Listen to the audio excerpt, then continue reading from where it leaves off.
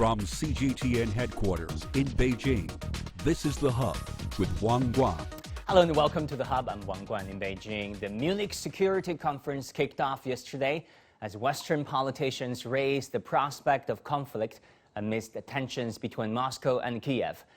Initiated at the height of the Cold War, the gathering has mostly been a discussion forum on security issues. However, the focus now is on the quote-unquote crumbling certainties on Europe's eastern doorstep. Under the so-called threat of Kremlin's belligerence, all eyes are now on leaders from the U.S. and their NATO allies, and also on Ukraine, of course, to work out a solution to avoid any escalation, though Moscow is not in the meeting. Will a security conference deliver substantial outcomes without the participation of Russia? For that and more, we're joined today in Beijing by Mr. Cui Hongjian, Director of the Department of European Studies at the China Institute of International Studies, and in Berlin, Germany, by Ulrich Brueckner, Jean Monnet Professor for European Studies at Stanford University. Welcome, gentlemen. Professor Brueckner, let me go to you first. Let's talk about Ukraine first. Russia showed videos of its troops, at least some of those troops, pulling out from the border. But Joe Biden said on Friday he's convinced Putin has made the decision to invade Ukraine, saying we have reason to believe that, with the reason being, in Biden's own words, America's significant intelligence capability. Can we trust America's intelligence capability this time around? Well, I'm pretty sure that everyone would love to trust in whatever capability that helps us to see a de-escalation of a military conflict. At the moment, President Putin is holding a loaded gun against Ukraine, and he has the capability to start a military intervention anytime. So on the one hand, we see videos produced by the Russian propaganda, and we hear news from the United States that intelligence says that what is seen on satellite pictures and what is reported on the ground by social media does not really prove the announcement of a withdrawal of Russia.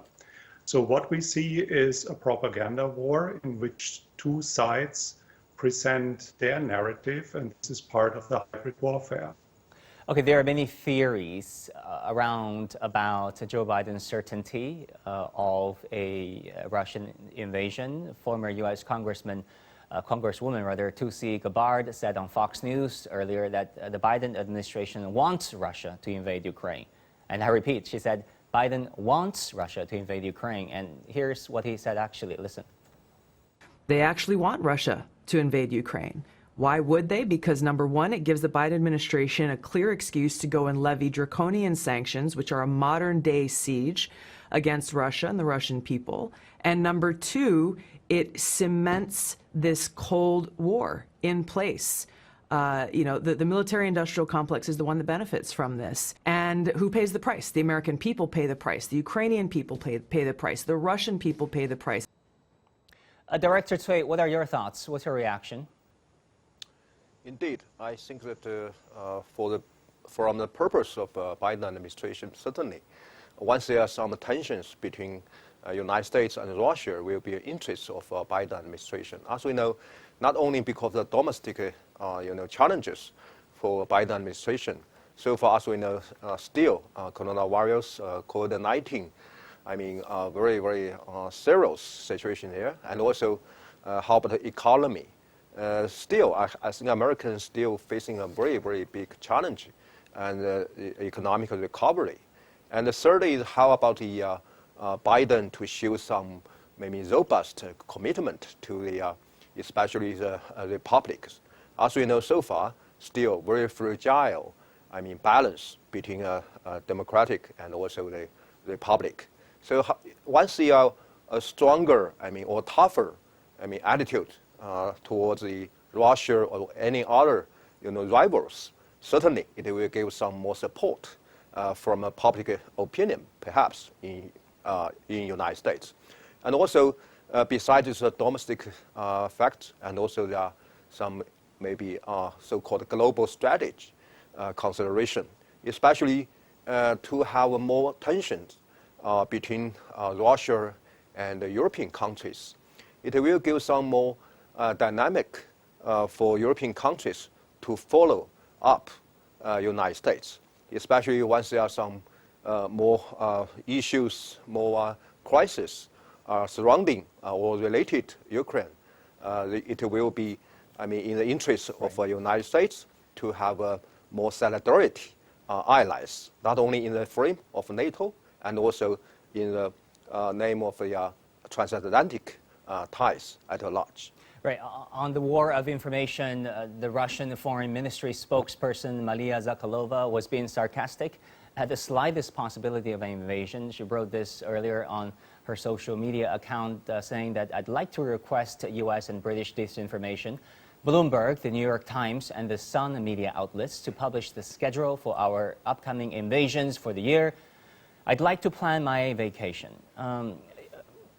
Professor Brueckner, let's talk about the more constructive side of things. At this Munich Security Conference, what do you think can be the tangible outcomes on how these leaders can go about dealing with the Ukrainian crisis?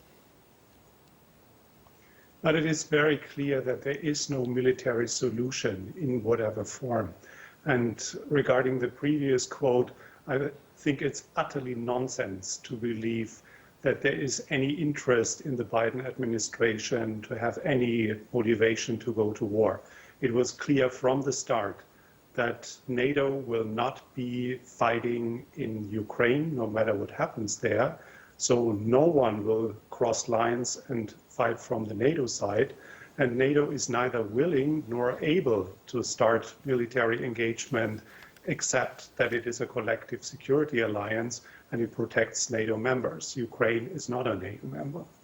The Munich Security Conference is a wonderful format to exchange perspectives. And I think for the first time of that security conference that is even older than me, it is sort of used for a different purpose. And the purpose is that the West sends a strong signal that the West stands united and ready and willing to defend Western values and principles. That is the signal now. In the past, it was for different opinions. So intellectually speaking, much more interesting to listen to different points of views, no matter how dovish or hawkish the different positions have been. This is different. Every single speaker so far in the Munich Security Conference made a statement that the West is united and very clear about the consequences in case Russia is violating international law again. Right, and then the next question I really want to ask both of you, starting with you, if I can, Professor Director Cui. Throughout this Ukraine crisis, it seems that the United States, its European partners, and the Ukrainian government just have not been able to get on the same page. Is that your sense too? It's natural for this situation. As we know, even they are in a maybe name of allies or maybe partners, but certainly they do have the different interests or different angle to view this situation. For example, how about NATO? As with NATO, always partly dominated by the United States. It has to follow up the so-called global strategy of Washington. So, of course, at the same time, how about the European countries? Most of the European countries also the member states of NATO.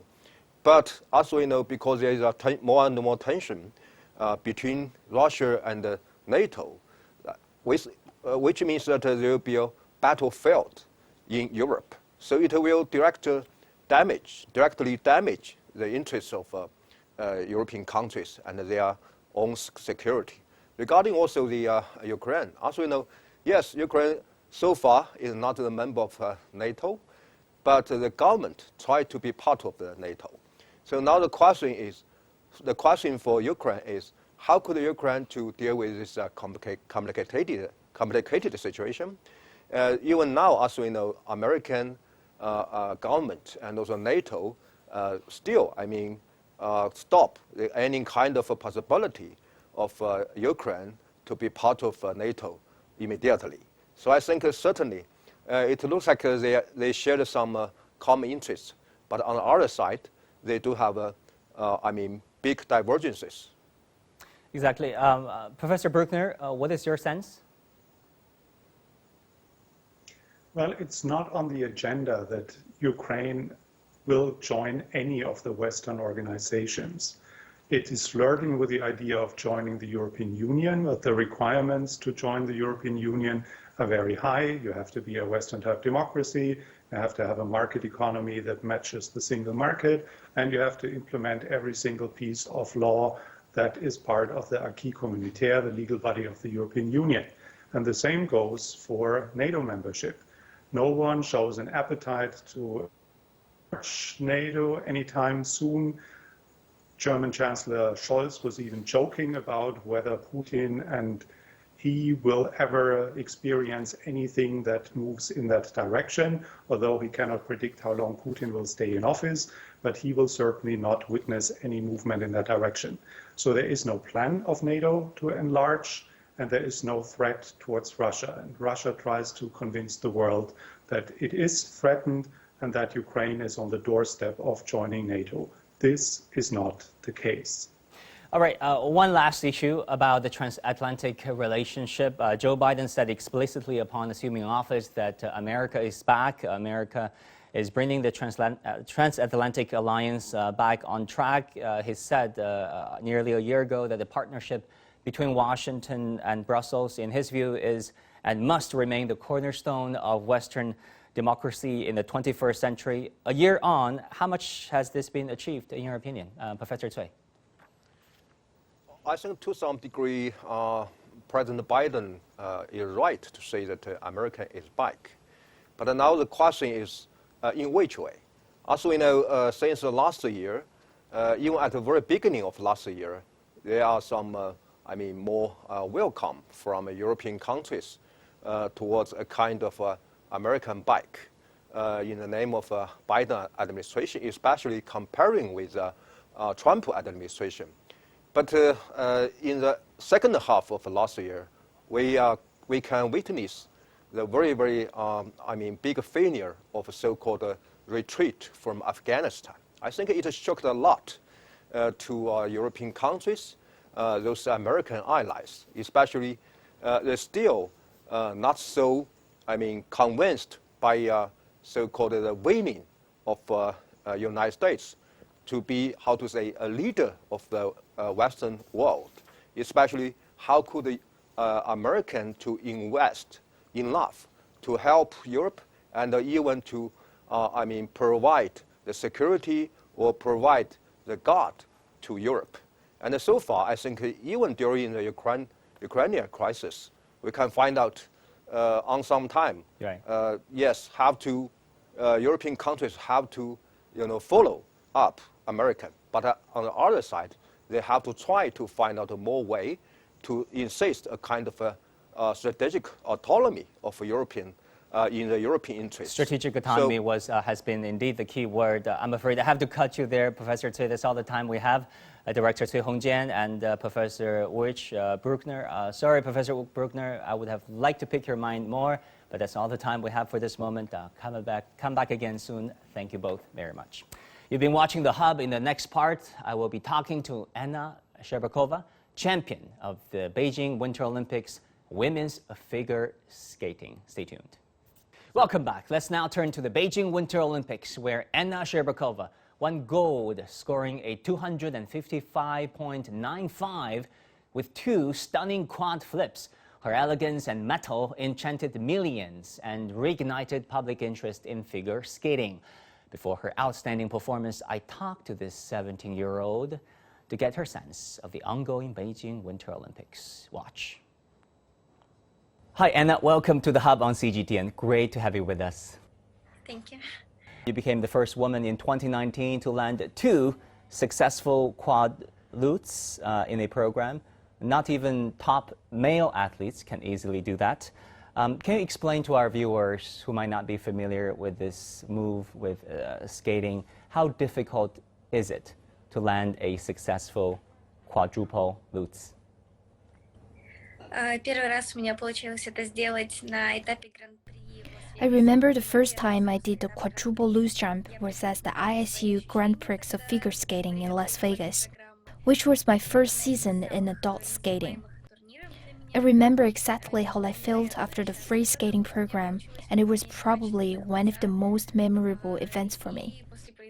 I was so happy with the 2 quadruple lutz jumps. After the free skating program, I feel the joy of doing the best I could at that particular moment. That's probably why we are on the ice, competing and training so hard. Of course, before that, I worked very hard to be able to do the moves well at the competition. So Anna, did you count how many times did you fail in trainings and in practice before you land a successful quadruple lutz?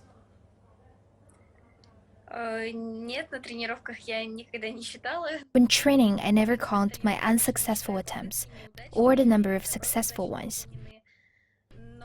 All I can say is that I practiced for a year and a half to work on the quadruple lutz jump. It took a year and a half from the time I started practicing to the time I successfully completed 2 such jumps at a competition. So it took a long time.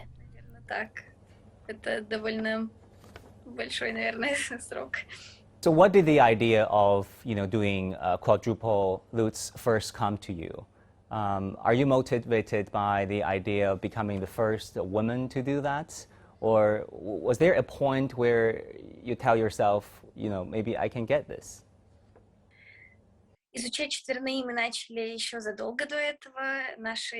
We started practicing the quadruple jump very early because our coach told us that the quadruple jump was the future.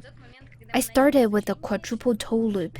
When we started practicing the quadruple jump, no one had done anything like it in a competition. It wasn't a standard at that time, and we were practicing with the intention of trying something incredible. So when I did the quadruple toe loop in 2017, I was so proud of myself, as if I had done the impossible. When I started working on the quadruple lutz jump a year later, I had a clear goal and I was 100% convinced I could do it. It was just a matter of time. All I needed was to practice constantly every single day. I couldn't wait to start working on the jumps every training session. I knew I could do it, so I couldn't wait to start practicing. I remember the day I first managed to do the move. Before the evening training session started, I was also very eager to get on the ice and start practicing. I felt so desperate to do the move and felt I was ready to do it. I trained with a clear goal in mind every day, so when I finally managed to do it, I wasn't surprised, but I felt the joy of achieving it. И когда я его сделала, у меня не было удивления, была только радость, что я выполнила свою цель уже.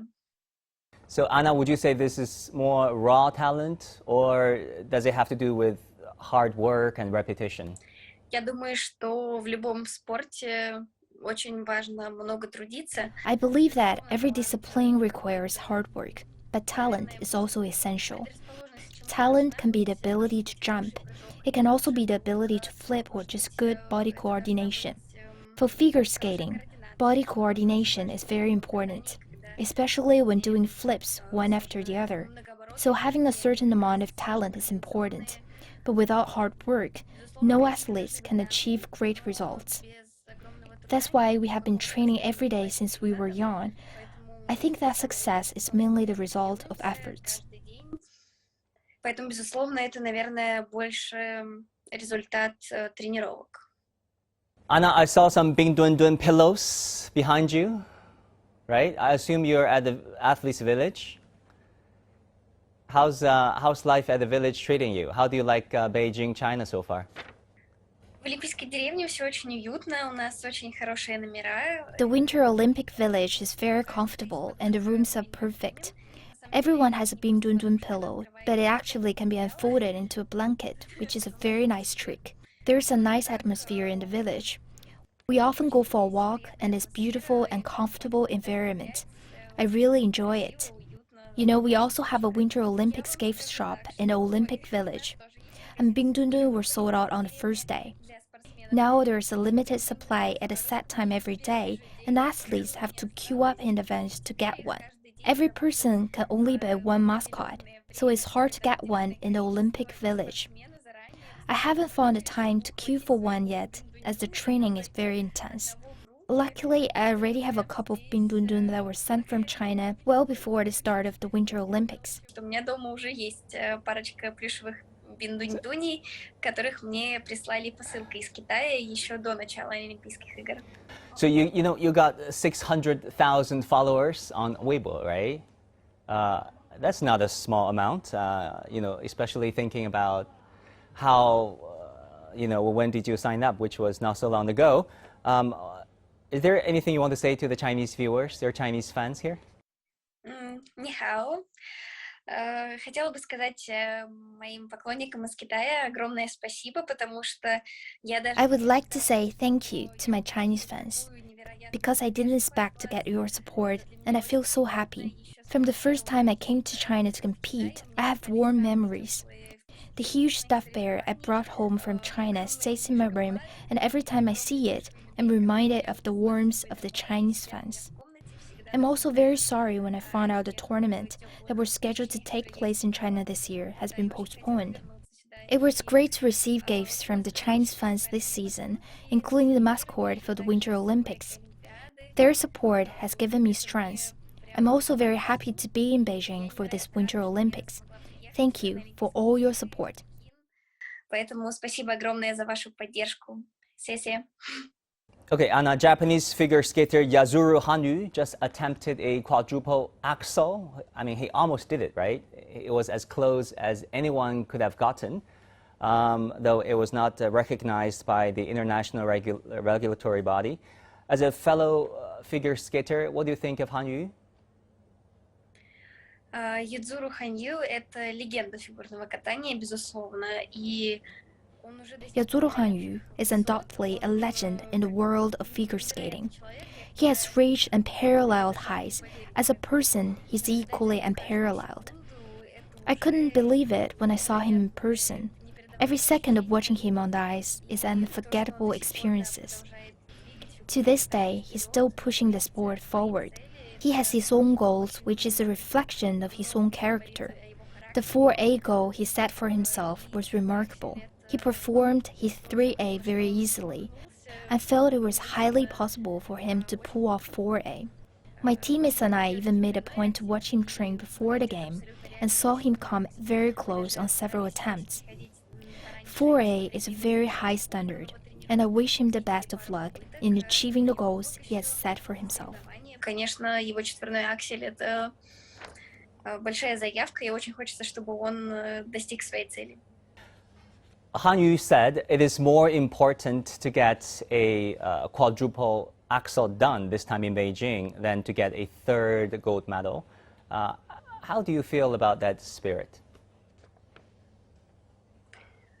Юзуру Ханью — это тот фигурист, который может... An athlete of Yuzuru Hanyu's caliber has the credentials to say something like that, because he already holds a lot of titles. He's a two-time Olympic champion. He has his own goals when it comes to supporting achievements. There's no need to compare him with other figure skaters. He's no longer in the game for competing with other athletes. It's probably more about showing himself and achieving his goals. For his fans, every performance of his is precious. So he's competing to achieve his goals, not for medals. As a result, he remains motivated to keep improving himself and getting better. Улучшаться, поэтому... And then what's your impressions on the Chinese figure skaters or the speed skaters? I assume you watched quite a number of them performing during the Winter Games, especially Jin Boyang, because we saw there has been quite a bit of interaction between you and Jin Boyang. What do you think of him? Да, я уже очень давно рассказывала, что я очень болею за Боянджина. Yes, I said a long time ago I was rooting for Jin Boyang. I started following him when I was very young. I remember the first time I watched him competing. He did his first quadruple loose jump. I was just started to learn quadruple jump and hadn't tried a quadruple loose jump yet. I was so impressed with his jump, and I thought he was really amazing. He jumped very high and made the move at the beginning of his program. At that time, only a few people in men's figure skating were able to do that. So he was really amazing back then. I remember him from that time, and I would cheer for him every time he competed after that. When I was a kid, I went to the Grand Prix and saw him for the first time in person, and I cheered him on for the first time. When I came to China for the Grand Prix, I won the women's championship, and he won the men's. The moment we took a photo together on the podium as champions, I felt incredibly honored. It was also an example of a dream coming true, because a few years before, I could only quietly support him and cheer him on, and a few years later, I was standing on the same level of podium with him. That moment meant a lot to me. To this day, I still follow every single one of his competition and cheer him on. It's also great to meet him this time, and we took a photo together. Тогда очень так значимо. И, конечно, я за каждым его выступлением слежу и всегда за него болею. Anna, we know that you started to learn figure skating when you were 3 years old in Moscow, in a ice skating rink, affiliated to your school.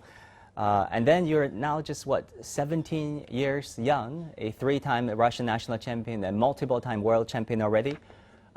From 3 years old until now, what kept you going all these years? Наверное, больше всего это банальная любовь к фигурному катанию. I think it's more of a simple love for figure skating. I loved skating since I was a kid and no one pushed me. My parents didn't expect me to become a professional figure skater. It was just an extracurricular hobby. Later, I achieved good competition results for my age and enjoyed figure skating very much. So when I faced with the choice of whether or not to pursue the sport professionally, I decided to keep skating. I moved to a professional training class led by Natalia Georgina, who already had students competing in major international events. It was an important step for me. After that, I changed my attitude towards figure skating. It wasn't just a hobby anymore. It was my professional career. Even if it was hard, even if it was challenging, I had to give it my all. Just like after every competition, I hope I can tell myself that I gave it my best. It's the same thing with training. I have to give it my best. Of course, there will be frustration and exhaustion in training. Now, apart from my love for figure skating, competing is what keeps me going. Because every time I go out on the ice, it gives me a different feeling, and the support of the crowd is very important to me. This is my life. I love it, and I'm motivated by it. Поддержка зрителей, для меня все это очень важно. И, наверное, это просто моя жизнь, мне это очень нравится, и это и есть моя мотивация. Anna Shcherbakova, thank you so much. Thank you so much. Thank you. Now tell us what you think about our interview with Anna Shcherbakova, reigning Olympic champion, by sending us a message on Weibo, Douyin, Twitter, Facebook, or any other social media platform. Thank you for joining us. I'm Wang Guan in Beijing. Our news coverage continues on CGTN. Bye for now.